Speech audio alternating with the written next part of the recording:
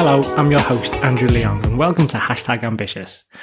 #Ambitious is all about business, startups, and growth. I interview people about their businesses, their professions, their journey, their struggles, and how they're growing. In this episode, we have Lee Hackett, CEO of Bluprint. Bluprint is a consultancy and provider of marketing technology. They're a very interesting organization with an impressive client portfolio. So let's jump right in. Lee, thank you so much for being on the podcast. Can you just start off by telling us a bit about yourself and your journey? Yeah, absolutely, Andrew. Appreciate you asking me as well. Appreciate being here. So, and the opportunity to do it. So yeah, my background's pretty simple, really. So I'm a Liverpool lad originally.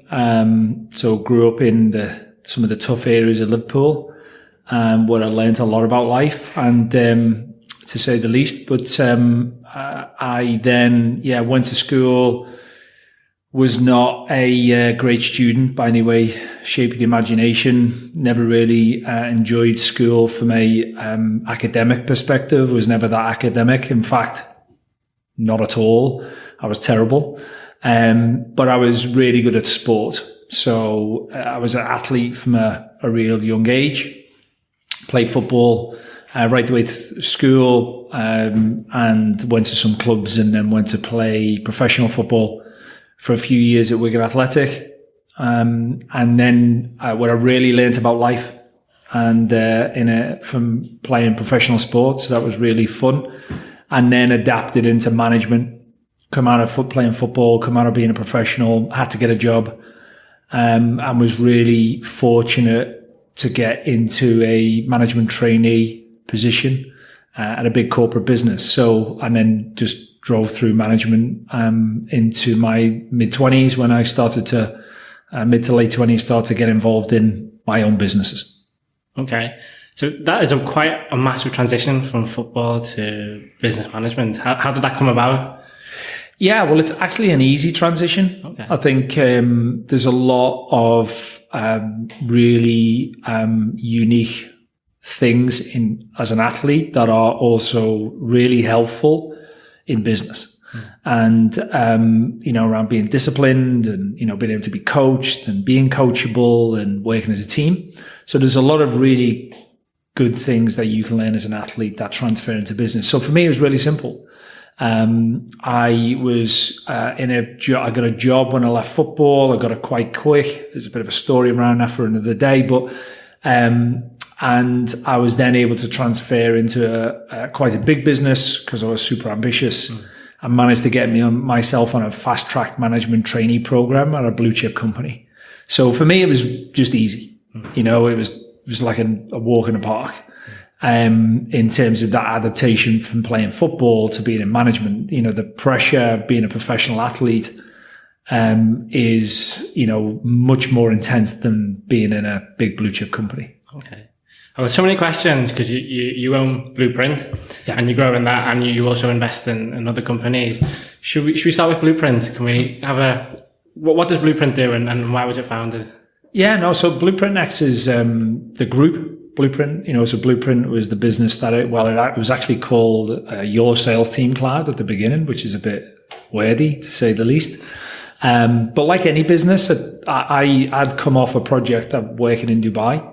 I've always been passionate in sales and marketing, and I'd managed to grow some businesses before Bluprint and scale them and been involved in the scale of those businesses.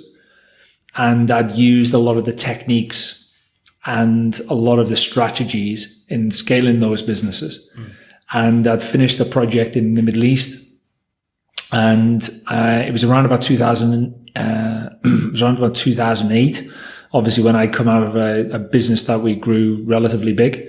And in 2013, off the back of the Middle East project, I decided to move into this space because I was passionate. I knew a lot. I'm a great believer in play to your strengths. So I knew a lot about sales. I knew a lot about marketing. I know a lot about growing businesses. So I decided to do it for a business. What it was going to be at that point, I honestly didn't know. I didn't care. I'm not a big believer in having a real clear business plan. but I knew there was an opportunity around marketing technology. I knew there was an opportunity around sales technology. I'd used some of these technologies. I knew businesses were struggling to adopt them. So I knew the opportunity was there. So I decided to create this Business Your Sale Team Cloud at that point, which has now led to the BPX group. So really, in a nutshell, we help organizations drive revenue. Okay. It's kind of that simple. Yeah. So we make a combination of, the digital side of the business in terms of the digital marketing, the sales operations, the marketing operations. And we help them use technology to drive revenue. It's kind of simple as that. And we do that for some of the biggest brands in the world. Okay. In that time, you've grown the business from the beginning to where you are today. What's been your biggest challenges? I think that it always people. It's always people. It always will be people. Until we maybe get to this fully automated approach, that maybe will happen at some point in the future. But, in any business, particularly what we do, which is a mixture of technology and a mixture of knowledge, and that knowledge comes from individuals, then people are always going to be your biggest problem. And so getting good people, keeping good people, attracting good people, getting good clients, which are people, who are people, is always the problem. So, culture, I'm fascinated by business culture. Up until Bluprint, Bluprint X, I was not interested in culture at all. In some of the businesses I've been involved in, I don't think I thought about the business culture for 1 second. But in today's economy, in what we do as a business, it's super important. So we spend a lot of time thinking about that. So what was that switch from not thinking about culture to taking it more seriously? I think it was more to do with me than anything. Just as understanding that it was important to recognize that culture is important. It was important for me to learn. I think the businesses I've been involved before grew very fast, very quick. So we just didn't have a time. Now this business grew probably even quicker, but at the same time, my goals are bigger. So we're trying to, develop a global business. Our goals are huge. Our aims and objectives are massive. So, really understanding business culture and understanding people in more detail for me was a skill I needed to learn. Yeah. You said something then about you've got global plans. So quite often most people when they start a business, they kind of they want to dominate the local area first and then grow slowly. You're literally coming out for the world.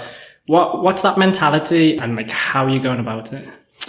Yeah, so there's a simple story around that because the first business I was involved in when I left the corporate world was a business that I was developing with my brother, Peter, and he kindly invited me to go and work for him. So, and we did really well. We grew business very fast, very successfully, and we kind of, we mastered the local market, UK, right? So box ticked for me. The next thing I wanted to do is grow an international business. I'd never done that before. So that was the project I moved on to after that in Dubai. Did the same thing, grew the business quite successfully in Dubai. So that was that box ticked. So for me, the next natural thing to move on to is now grow a global business. So the kind of for me, it's just the natural next step. And we did, when we designed the business, we designed for it to be global. It's a global marketplace. The technology makes it so. So the technology that we use on behalf of our clients, or we help them to use as part of the solution that we provide, is at global scale. So we need to be global as a business. The opportunity is global. So, those things connected. That's why I created a business that would allow me to be at a global level, if that makes sense. Yeah. Yeah. So because it was my personal ambition, I then have to go and get people who, like Andy, who you met earlier, who want to come along for that journey, which is a painful journey. Yeah. So you sound like you got many different plates spinning. You got your brand, your culture.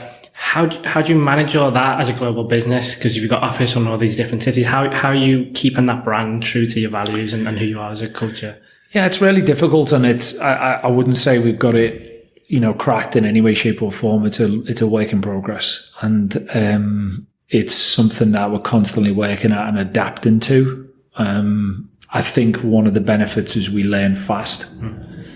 I think we make quick decisions. Most of them go wrong. Some of them go right. Okay. So, but that allows us to make quicker decisions. And I don't sit around being worried about what I got wrong or what we could have got better. I'm more focused on how do we get it better next time. So I think, it's very much a work in progress. And as we add on more businesses, more locations, that problem will, I guess, become even more difficult. So yeah, lots of plates, but that's, for me, that works. I like lots of, challenges, lots of problems. I appreciate that. I don't back away from it. I never complain about it. So for me, it's a good fit. Okay. So I'm picking up there. You've got a really rock solid mindset, and you've got to be able to run a business like you are. Could we just dig into your mindset a little bit and like what you do how your mindset works, how you think, how you go about things? Yeah, I think mindset is everything.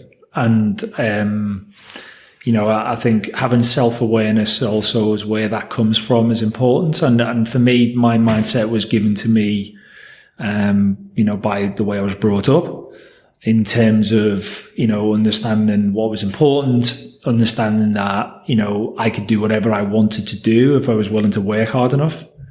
You don't believe that when you're a kid. But when I was being told that by my dad from the age of whenever I can remember, it obviously did sink in. So I think a big part of that mindset is my upbringing and the values and the way I was brought up. And I think then also for me, the mindset of being an athlete. It was massive. I didn't know it at the time, but looking back now, probably the biggest, outside of my parents, the biggest influence on my whole life. It was being an athlete and playing football, because you have to have a mindset, a tough mindset. You have to have a degree of resilience. You have to be able to cope with pressure.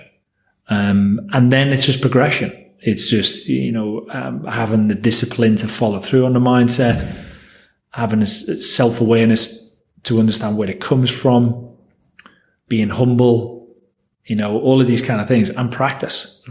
It's as simple as that. My mindset now was not the same as it was 10 years ago, and I expected to be 10 times better than what it is now in 10 years from here. So it's a work in progress. Do you have any strategies or micro tips that you could throw in that people could take away and get a more rock solid mindset? On mindset? Yeah. Tips? No, because I don't think there's any quick fixes. I don't think there's anything that you can just do now to make it work or to become better. I think it's, self-awareness, understand what lets you down, what you do well, what you don't do well, discipline to carry it through. I think there's a perception on discipline that, it limits your life. It doesn't. It actually works the opposite. So, if you want to have a life well lived, then you need discipline to be able to do it. I think life is an athletic event. Yeah. That's kind of how I think about it. And that for me is you then got to have the mindset, and practice it every single day, and bit by bit you can change whatever your mindset is now to what you want it to be. But watching podcasts or listening to podcasts, watching videos, reading books, the people you work with, the people you hang around with, all of these things will affect your mindset unless you're extremely tough, and I was lucky that the way I was brought up was, I was never really considered anyone else's opinion, but the people that, were important to me. So most people who know me now know, I don't need someone who's going to, co-sign the checks. I'm going to make the decisions. That's the way it is. But I'll also take the heat if it goes wrong. So I think that kind of mindset, I don't believe you're born with. I believe it's developed over a period of time. Okay, that's really, really interesting. One thing I really love about Bluprint is you're in Liverpool, and with a company like yours and the talent that you need, it feels like it's an organisation that would lend itself very to London as a head office. So what's made you stay in Liverpool? I think there's two things really. One, I think it's a hotbed of talent, and I think we've done well of exploiting that. And I think we've done, we're planning to scale that up. Our what we call our Bluprint Labs is here, where we are today. And this is going to be, I guess, the center of the world for our talent in terms of that we're looking to develop through our academy, which we've been playing around with for the last few years. And we've got some great people who've, come through that. And we're looking to scale that up. So that's one thing. But also I'm a Liverpool lad. And I think, so I live still, I live over the water now, but, still local. So I think it's really important to have those, those roots here. So, and it is just some, the city's unbelievably transformed over the last 20 years. And we deal with some companies all over the world, and, every single one of them loves coming here to Liverpool to tour the city, to go to the football game, and, Liverpool, not Everton, but, so all of these things are a massive draw. And, so I think it's good for business. It's also good for the people. You've got a really exciting business, and it's also, in my opinion, it might be a wrong opinion, it's quite complex in how you would market it, as I'm assuming it is. How are you marketing your particular business and service? Yeah, no, it is. Yeah. Yeah, definitely. It is challenging. I think it can be so many things to so many people. So we kind of stick to the what I would classify as the tried and tested best practices, is, really thinking about our personas of who are the people are likely to buy what we do. And how can we market to them effectively? We think, when Bluprint was conceived, we kind of worked with anybody. It doesn't matter how big you were or small you were. If you had some money to spend, we would take your business. Now, not so much, because most of our clients are mid-market enterprise. So, quite big companies.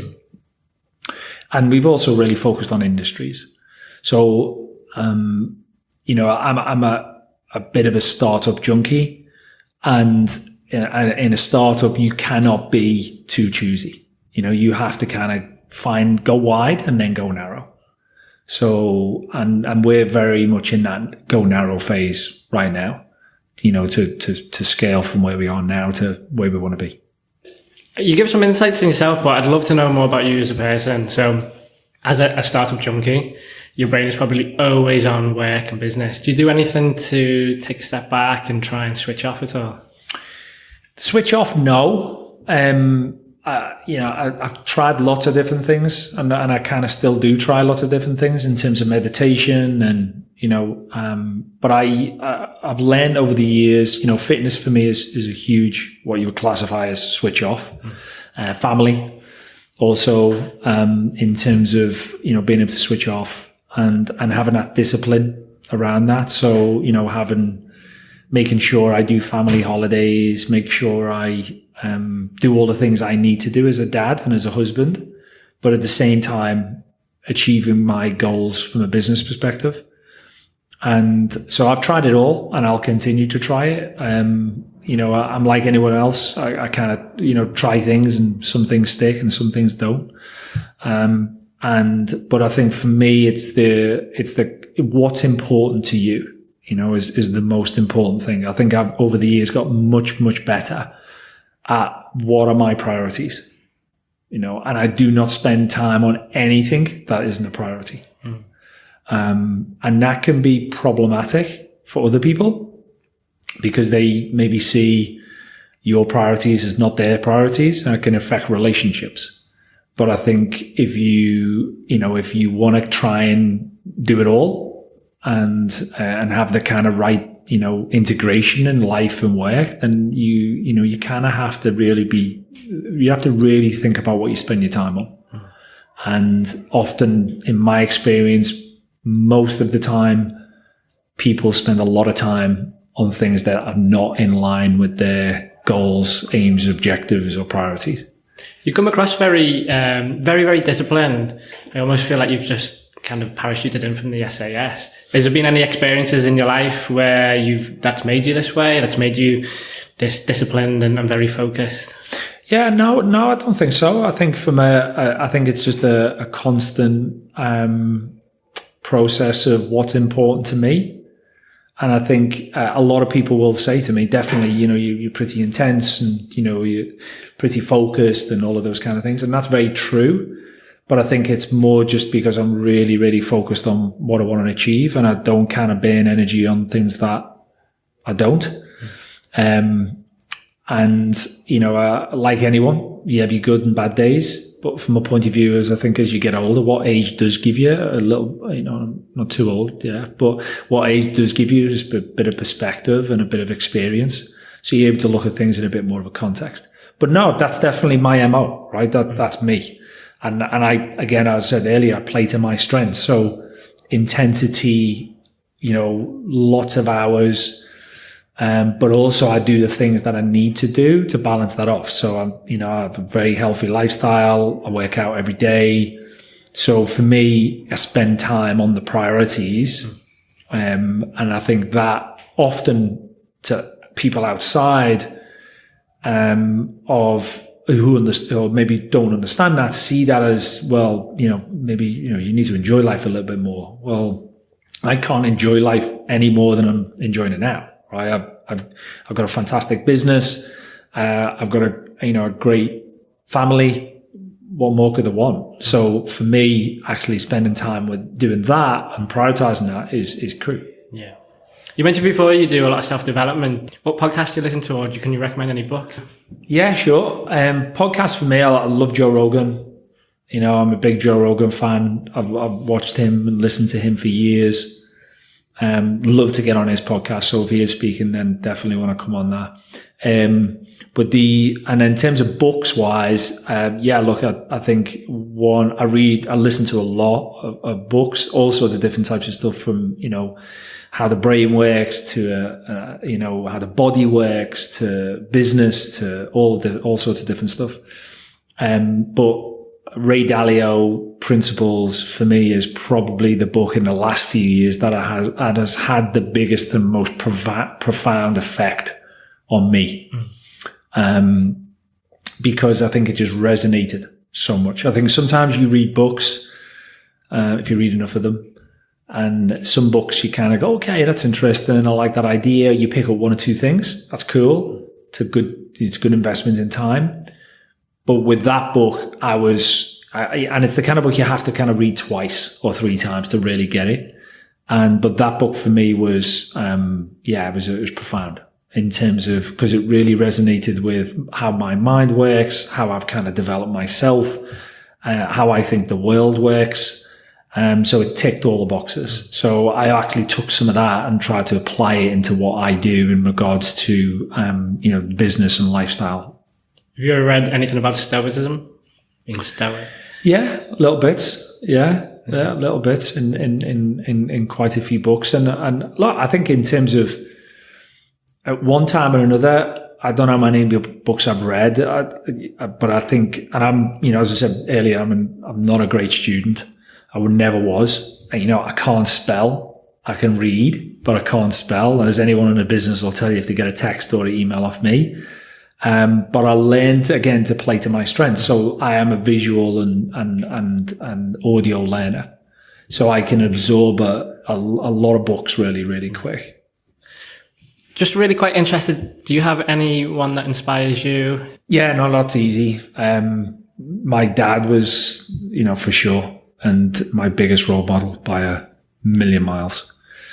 Still is, and no one ever will surpass that. So for me, that was, he was before his time in terms of the advice, the support, the logic, the way he lived his life was, before his era. But outside of that, no, not really. I can honestly say that I've never really, I don't really look at people. I like to learn from people. Someone once told me that, look, the strongest skill is to learn from other people and learn from other people's mistakes. I think I've done that quite well. But outside of my dad, my father, then I don't really look at people in terms of, being kind of inspirational in that way. I'm a big football fan. So I'm a big Liverpool fan, and I can definitely say I get inspired by when the games they play or when they win. And if we win the league, I'll be even more inspired. But I think other than that, in the kind of, the way you're explaining it, no, not really. It's not something I can point to somebody on. Okay, I've saved this question to last because I think it might be quite a difficult one, but you're a marketing expert, and marketing is rapidly changing. It's probably one of the fastest things to change in business at the moment. Where do you see the landscape heading to? What do you think the future will look like in terms of marketing? Well, look, firstly, I'm definitely not a marketing expert. Right. I would not call myself and if anyone claims to be an expert on anything, for me I'm always skeptical because things change so quick. So I think you can be a thought leader if you want to use a technical term in that area. So I think, but marketing, there's so many facets to it now. So that's the first thing. I think what was marketing was called 10 years ago is completely different than it is now. But for me, I think the way I would advise people to look at marketing is, and I would drag in sales on this as well. Okay. Is there's no such thing now as your sales and marketing department. There's no such thing. Right. If you were going to, you're developing your own business. When you get to the particular scale of when you want to employ, don't have a sales and marketing team separate. There's no such thing.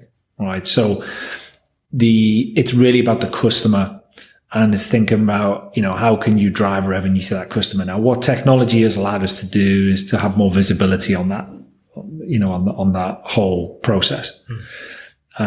So whether it's social media, whether it's, video, whether it's traditional marketing, whether it's digital, sales operations, all of these kind of things are all effectively integrated. And you have to look at it as a whole.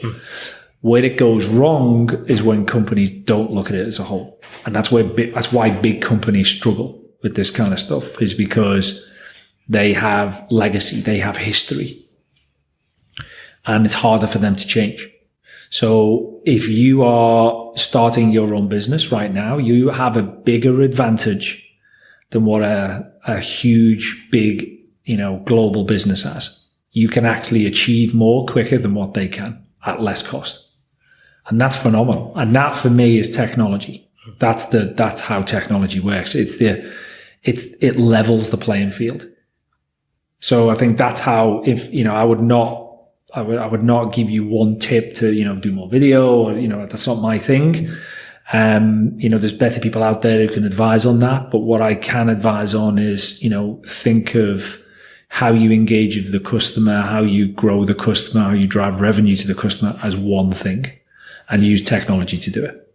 Awesome. One last question. If people want to reach out to you or follow you, how can they do it? Yeah, look, obviously usual channels. So, LinkedIn, get me on LinkedIn, put Lee Hackett in Bluprint, you pick me up. And Instagram, Lee Hackett _ is probably the most interesting channel. Where I'm certainly trying to get it a bit more interesting anyway. But no, I think all of the social channels you can pick me up on, just stick it into Google. Awesome. Thank you so much. Appreciate it. Thanks, Andrew. Cheers. Cheers.